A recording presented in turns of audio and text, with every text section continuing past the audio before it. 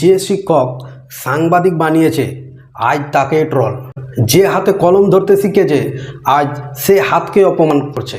যে শিক্ষক আমাদের ছোটোবেলাতে পড়িয়েছেন আজ তাকে অপমান করছেন, সেটা অনলাইন টিচার হোক বা অফলাইন টিচার হোক।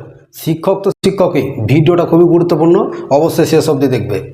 শিক্ষকদের নিয়ে ট্রল করার আগে একটা বিষয় মনে রাখা দরকার, আজ যে সাংবাদিক ক্যামেরার সামনে দাঁড়িয়ে খবর পড়ছেন সেই সাংবাদিককেও একজন শিক্ষক পড়িয়েছেন।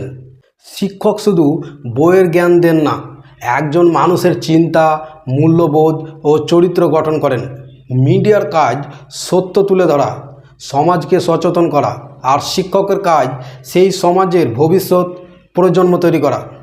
দুটো পেশা গুরুত্বপূর্ণ, কিন্তু যদি কোনো মিডিয়া ব্যক্তিত্ব শিক্ষকদের নিয়ে বিদ্রূপ করেন, ট্রল করেন বা অপমান করেন, তাহলে সেটা শুধু একজন শিক্ষককে নয়, শিক্ষা ব্যবস্থাকে অসম্মান করা।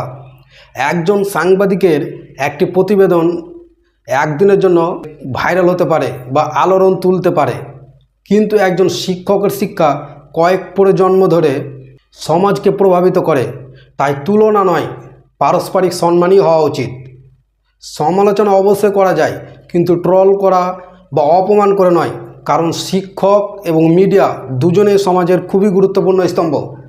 আজকালকার মিডিয়ার কথা বলছি না, একজন সত্য প্রচার করেন, আরেকজন সত্যকে বোঝার মতো মানুষ তৈরি করেন।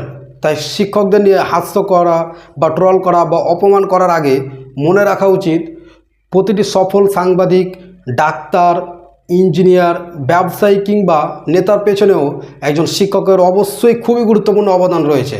সম্মান দিন, সম্মান পাবেন।